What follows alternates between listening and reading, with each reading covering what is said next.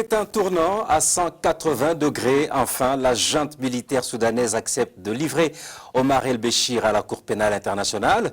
La décision émane des négociations entre les militaires qui font partie du pouvoir de transition et les rebelles du Darfour. Omar el-Béchir est accusé par la CPI de génocide, crime contre l'humanité et crime de guerre. Le conflit armé qui a éclaté en 2003 entre les forces armées soudanaises et les rebelles du Darfour a fait, selon l'ONU, plus de 300 000 morts, des massacres commis surtout par la milice Janjaweed, soutenue par le gouvernement d'Omar el-Béchir. Que représente le transfert d'Omar el-Béchir à la CPI pour les victimes de génocide, de crimes contre l'humanité, de crimes de guerre au Soudan et partout où elle se trouve? C'est autour de cette question que vont débattre nos deux invités. D'abord, Pierre Claver Nyonguru, correspondant de La Voix d'Amérique, mais surtout président du réseau des journalistes pour la CPI. Bonjour. Bonjour et merci. Et merci encore une fois d'être des nôtres sur ce plateau. Merci de nous avoir invités. Je vous présente également Maître Gustave Nyonzima, vice-président du collectif des avocats pour les victimes des crimes de droit international commis au Burundi, le CAVIB. Bonjour. Bonjour Franck. Vous êtes vice-président, je ne me trompe pas. Oui. Merci beaucoup. Bienvenue encore une fois. Vous êtes un habitué de nos plateaux. Nos téléspectateurs et nos auditeurs vous reconnaissent assez facilement. Bonjour donc et bienvenue à tous les deux. Merci. Merci. À toutes, à tous, bonjour, bonsoir, bienvenue. D'abord avec vous, Maître Gustave Nyonzima, comment Omar el-Béchir a fini par perdre pratiquement tous les soutiens jusqu'à son transfert qui vient d'être annoncé? Et après plus de 15 ans à être passé sous les mailles de la justice internationale, finalement, Omar el-Béchir sera transféré à La Haye, au niveau de la Cour pénale internationale, pour être jugé sur les crimes de génocide et les crimes de guerre commis au Darfour à partir du 26 février 2003. Et à titre de rappel, souvenez-vous qu'il y a eu des crimes horribles qui sont punissables par la CPI et a été commis au Darfour par la milice Janjaweed soutenue par le président Omar el-Béchir. Et par après, en 2009, où il y a eu des mandats d'arrêt contre certains dignitaires et caciques du pouvoir d'Omar el-Béchir, dont lui-même. Et contre toute attente, il y a eu une solidarité négative de la part des chefs d'État africains pour le soutenir, ce qui a engendré un courroux à l'égard de cette cour par Omar el-Béchir et une ignominie notoire à l'endroit de cette éminente juridiction. Mais souvenez-vous aussi qu'en 2015, il a failli être appréhendé en Afrique du Sud, n'eût été les velléités du président sud-africain Jacob Zuma. On se rappelle combien il a été un peu ridicule en rasant les murs. Exactement. Alors, c'est à partir des manifestations et a fait déguerpir Omar el-Béchir via un putsch de la junte militaire. En avril l'année dernière. Et en 2019, qui vient de naître, de faire naître une lueur d'espoir à l'endroit des victimes du Darfour, parce qu'il y a des pourparlers entre les groupes rebelles du Darfour avec le gouvernement, lequel groupe exige qu'il y ait la lumière, qu'il y ait la justice internationale qui pourra mater donc le bourreau. C'est la principale condition. Exactement. Ce qui fait que donc on vient d'avoir pour les victimes, pour les ONG internationales œuvrant dans la défense des droits de l'homme, pour la société civile soudanaise, une lueur d'espoir que justice sera faite, que les victimes pourront recouvrer leur dignité. Mais aussi au niveau de cette, du gouvernement de transition, il y a aussi, comme vous le savez, des membres de la société civile ayant tout fait pour qu'il y ait la justice à l'endroit. Donc il y a une forte pression Exactement. de leur part. Je dirais donc que c'est la géopolitique, mais aussi que c'est l'OTAN. L'OTAN est le meilleur juge, il faut laisser l'OTAN au temps. Et voilà qu'il y a la justice. Mais quand vous parlez de temps, vous avez dit tout à l'heure qu'il vient de passer pratiquement 15 ans, 16 ans à passer à travers les mailles de la justice, et surtout la justice internationale. C'est long ou c'est court pour vous? C'est long. Est-ce que c'est long? Est-ce que c'est long, 16 ans? Mais le travail de la justice internationale nécessite beaucoup de subtilité. Il fallait du temps pour aiguiller bien les armes de cette justice, mais aussi il y a eu certains qui ont mis des bâtons dans les rues du fonctionnement de la dite cour. C'est long. Normalement, il devait être arrêté avant.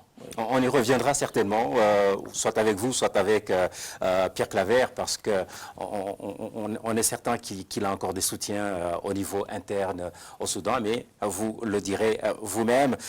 Pierre Claver Nyonzima, il a fallu... C'est Nyonguru. Excuse-moi, Nyonguru Nyonzima. C'est tellement...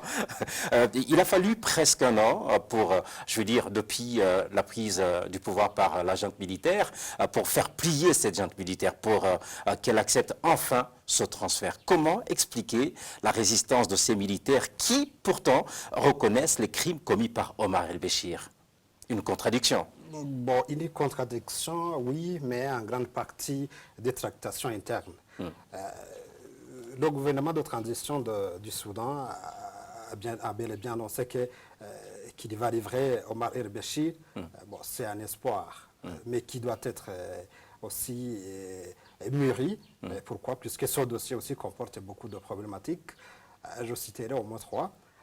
D'abord, cette annonce a été faite par un civil, même si les membres de ce gouvernement de transition, de ce conseil souverain du Soudan, il est civil. Alors qu'on sait que la grande partie du pouvoir au Soudan est entre les mains des militaires. Oui, mais d'accord, mais il l'a annoncé au nom du gouvernement de transition. Au nom du gouvernement de transition, c'est là où je voulais en venir. C'est un gouvernement de transition qui a fait cette annonce. On ne sait pas, on ne sait jamais, demain ou après-demain, un gouvernement qui va être élu peut changer cette affirmation, ce transfert, cette annonce, on ne sait jamais. Troisièmement, le Soudan n'est pas partie signataire des statuts de Rome. Donc là aussi, ce sont des lacunes, ce sont des obstacles qui émaillent ce dossier. Mais tout au moins, c'est un espoir, que les victimes vont... Mais permettez-moi de revenir sur ce troisième point. Le Soudan n'est pas signataire ou il s'est retiré? Il n'est pas signataire depuis le début. Depuis le début, parmi les 123, il n'a jamais signé. Il n'a jamais signé. Il a signé la déclaration universelle de la CPI, mais il n'est pas partie signataire, puisqu'il y a plus de 130 pays qui ont signé la déclaration, mais il y a seulement 123 pays signataires des statuts de Rome. Donc, le Soudan n'est pas parmi les... Qui institue effectivement la Cour. Voilà. Il y a aussi un soutien militaire au niveau interne, comme vous le disiez tout à l'heure. Le gouvernement de transition a annoncé qu'il va livrer Omar el-Béchir et ses 3 collaborateurs, mais également les plus de 300 000 civils, personnes qui ont été tuées au Darfour, les plus de 2,5 millions de personnes qui ont été déplacées de Darfour, eh bien, les auteurs ne sont pas seulement les 3 ou 4 personnes. Donc, il y a tout un arsenal, il y a un commandement, il y a aussi les milices janjaouides qui sont là, mais même s'ils sont anéantis, ils n'ont pas encore été désarmés. Donc, il faudra attendre beaucoup de temps. Et donc, pour vous, il y a beaucoup plus d'obstacles que de... Pas plus, mais il y a encore des obstacles. Qu'il faut lever, qu'il faut reconnaître et qu'il faut lever. C'est un défi qu'il faut lever qui est là. Mais moi, je recommande plutôt, je suis d'avis de ceux qui pensent qu'il faut aussi, il faut une justice transitionnelle. Il faut que les tribunaux internes au niveau du Soudan puissent faire leur travail pour réprimer, pour punir tous ces gens qui ont été impliqués dans ces tueries Darfour. Quand vous parlez de justice de transition, est-ce que vous pensez qu'elle peut prendre la place de la CPI? Maintenant, la CPI a sa place pour punir ces crimes de guerre, ces crimes... Donc les plus hauts commanditaires comme Omar el-Béchir... qui ont été des commanditaires. Donc les obstacles dont vous parliez ne vous enlèvent en rien l'espoir que vous exprimez au L'espoir, début? il est là, mais il est, disons, à 75%. Il faut être mesuré donc, par rapport, ne pas tomber dans l'euphorie, donc, comme vous dites. Il y a aussi cette mauvaise collaboration, c'était diplomatique, disons. Omar el-Béchir, depuis 15 ans qui est au pouvoir, il a circulé librement dans les pays africains pourtant qui ont signé des conventions de la CPI, qui devraient normalement arrêter et déférer Omar el-Béchir. On s'était aussi l'Afrique du Sud, le Kenya, oui, mais le Tchad. vous parlez de l'Afrique du Sud, mais l'ironie du sort, le même Jacob Zuma qui l'a protégé, aujourd'hui, il est en train d'être poursuivi pour des crimes, notamment des crimes économiques. Mais tout au moins, le cas du Soudan, c'est un exemple aux autres tout à fait. Maître Gustave, il vient de parler du fait qu'il y a beaucoup d'obstacles qu'il va falloir lever pour que Omar el-Béchir puisse effectivement être transféré. Vous, qui êtes avocat, qui êtes un expert pratiquement du droit, est-ce que les obstacles valent vraiment leur poids? D'abord, avant de répondre à cette question, permettez-moi de revenir sur quelques allégations qui ont été soutenues par mon ami Claver. La Cour pénale internationale n'en déplaise que certains États n'ont pas ratifié le statut de Rome ou pas. En vertu de l'article 16 du statut de Rome, lorsque le Conseil de sécurité des Nations Unies saisit le bureau du procureur pour qu'un bureau puisse être poursuivi, il n'y a aucune procédure pouvant entacher la poursuite à l'endroit de ce bureau. Ici, je veux dire que, n'en déplaise certains États n'ayant pas ratifié le statut de Rome, le jour où il y aura la saisine émanant du Conseil de sécurité des Nations Unies. Ou qui s'en sont retirés. Exactement, c'est le cas. Alors, aussi, je dirais qu'en droit international, pour pouvoir saisir la CPI, il y a des voies, ce qu'on appelle le principe de la complémentarité ou de la subsidiarité. C'est-à-dire que les juridictions internationales sont saisies lorsque celles qui sont locales ont été défaillantes. Alors c'est le cas parce que la justice était répétée à la sorte de Omar el-Béchir. Rien n'a été fait en ce qui concerne les crimes commis au Darfour. C'est ça. Alors, revenant sur les obstacles pouvant faire durer beaucoup plus l'arrestation d'Omar el-Béchir pour être transféré. Notamment que aujourd'hui c'est un gouvernement de transition. Mais oui, c'est un gouvernement de transition, mais il y a le principe de la continuité de l'État. Et ce gouvernement de transition vaut que même un gouvernement élu démocratiquement. Et tout ce qui a été fait concernant les activités étatiques engage cet État même, la communauté internationale en rapport avec les ratifications des accords bilatéraux ou multilatéraux. Et je dirais qu'il y a eu auparavant certains qui ont mis des bateaux dans le roue de fonctionnement de la CPI, de la procédure de poursuite à l'endroit d'Omar el-Béchir, de la solidarité négative des chefs d'État.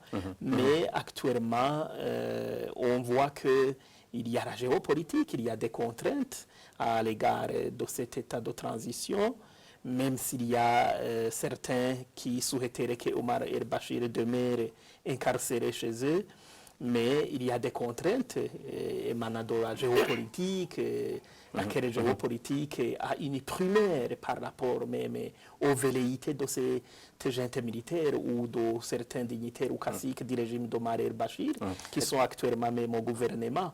Je crois qu'au stade actuel, il y aura quand même une avancée significative en ce qui concerne son arrestation et son transfert. Et donc vous convenez qu'il y a effectivement des obstacles, mais des obstacles qui ne peuvent pas effectivement barrer la route à la justice internationale. Tout à fait.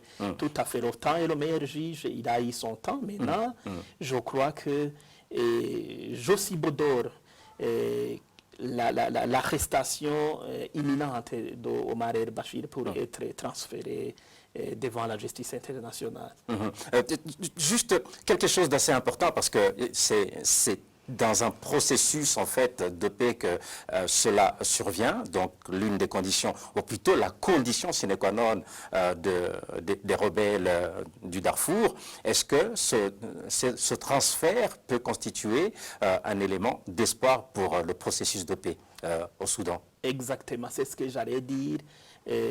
Comme vous l'avez suivi, les rebelles exigent quelques conditions, dont celle du transfert d'Omar el-Bashir à la CPI, parce qu'il y a eu des massacres horribles, abominables, égard au droit international en 2003. C'était vraiment des choses inimaginables.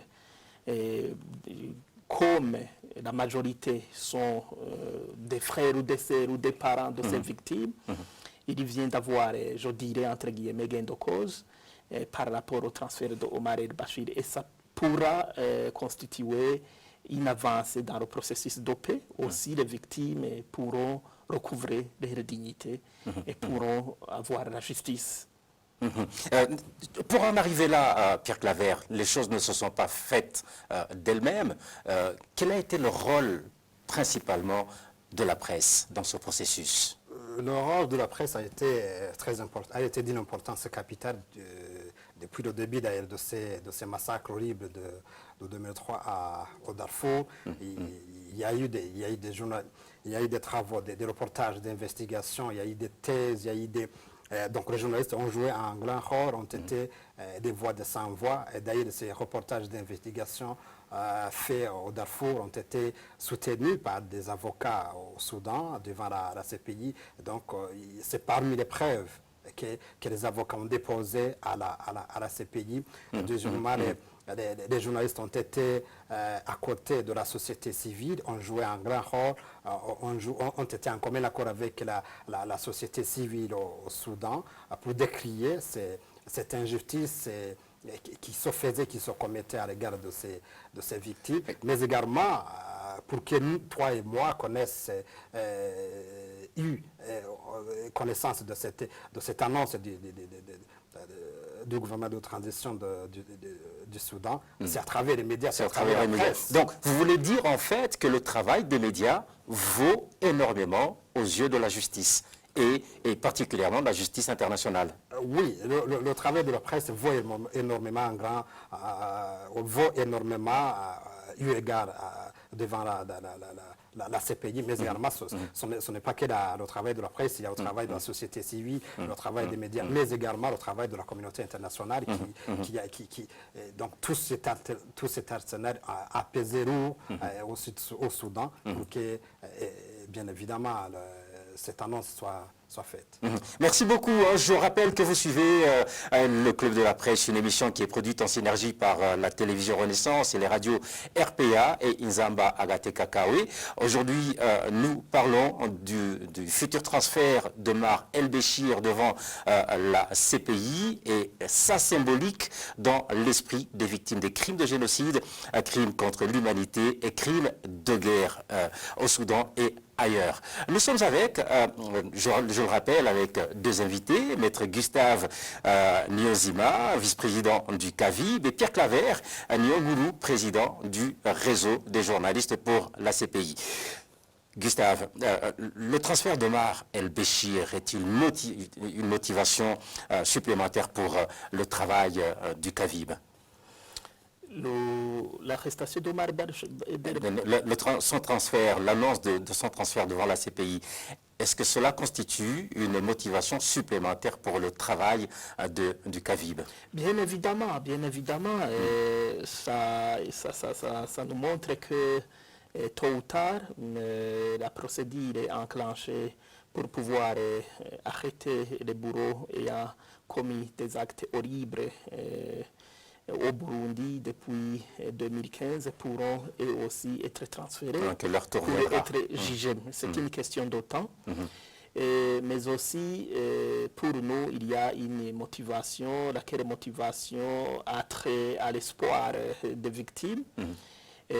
Ces victimes vont garder l'espoir que justice leur sera faite. Ça, c'est un très grand point. Mais aussi, ça nous montre que le travail d'arrache-pied des avocats de la communauté internationale, des ONG œuvrant dans la défense des droits de l'homme, était un travail titanesque ayant engendré une victoire. Mais pour le Burundi, on continue à espérer que tout ira bien, que le travail de la CPI via le bureau du procureur, que c'est un travail qui était en train d'être mené à bon escient et avec pétillance. En un mot, c'est une victoire pour la société civile soudanaise qui n'a ménagé aucun effort pour que justice soit faite, pour que Omar el-Bashir soit arrêté. Et donc la société civile sur le plan général et le CAVIB en particulier. Exactement.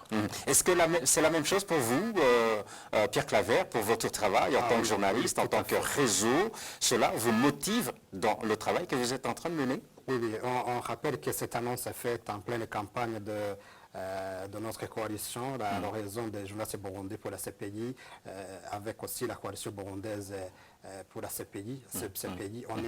On est en pleine campagne de sensibilisation des victimes pour le cas du Burundi, pour leur rôle dans la recherche de la justice internationale devant la CPI. Donc, que cette annonce soit faite en pleine campagne, c'est une grande chose pour nous. Et donc, vous voulez dire que l'annonce de ce transfert est un élément que vous mettez en avant dans votre plaidoyer? Tout à fait, tout à fait. Mais également, le cas du Soudan, c'est une bonne leçon pour beaucoup de pays africains. On rappelle que bien avant le Soudan, il y avait aussi la Côte d'Ivoire avec Laurent Gbagbo qui a été jugé, dont les poursuites continuent devant la CPI. Avec Blé Goudé. Avec Blé Goudé. On rappelle aussi le cas le plus récent de Jean Bosco Ntaganda, qui écope pour le moment une peine de 30 ans de prison pour des crimes qu'il a fait, des crimes similaires à ceux qui ont été commis au Soudan. Mais également, c'est une bonne leçon pour d'autres dirigeants, pour d'autres dictateurs qui mettent des balises dans des constitutions, qui se couvrent avec tout un arsenal juridique. Donc, c'est une question de temps. Vous pouvez vous couvrir 2 ou 3 ans, vous pouvez être protégé 5 à 6 ans, mais Vous le dites sans nommer la personne, mais Pierre Nkurunziza justement, il a posé comme condition de son retrait du pouvoir le fait de ne pas être poursuivi. Et donc, est-ce que ça ne peut pas être donc, comme il dit, un obstacle pour la poursuite de criminels burundais, les auteurs des crimes? Je ne le savais pas, je viens de le recevoir via votre propre personne, qu'il a posé une condition de ne pas être poursuivi par la CPI. Cette condition a quelle force coercitive par rapport à la communauté internationale? Il y a la nouvelle constitution de 2017 qui le prescrit. Non, je dirais que les lois internationales priment sur les lois nationales. Ça, c'est une condition qui n'en est pas une, mais c'est une condition pour moi superfétatoire. Donc Omar el-Béchir qui a été protégé par son gouvernement, par ses officiers, par ses commandants, qui a été protégé pendant 15 ans, c'est une bonne leçon. Qui ont fini par le lâcher. Voilà, c'est une bonne leçon que même si vous mettez des balises 2 ou 3 ans, les boucliers pourront tomber un jour. C'est donc par cette expression d'espoir que vous avez d'ailleurs exprimée depuis le début que nous terminons cette édition du Club de la Presse. Merci à nos deux invités, Pierre Claver Nyonzima, encore une fois, décidément, président du réseau des journalistes pour la CPI, et maître Gustave Nyonzima, pas Nyongoulou, vice-président du CAVIB. Merci encore une fois à tous les deux. Merci à vous aussi. Merci également à toute l'équipe technique, à toutes, à tous. Rendez-vous la semaine prochaine pour un nouveau numéro du Club de la Presse.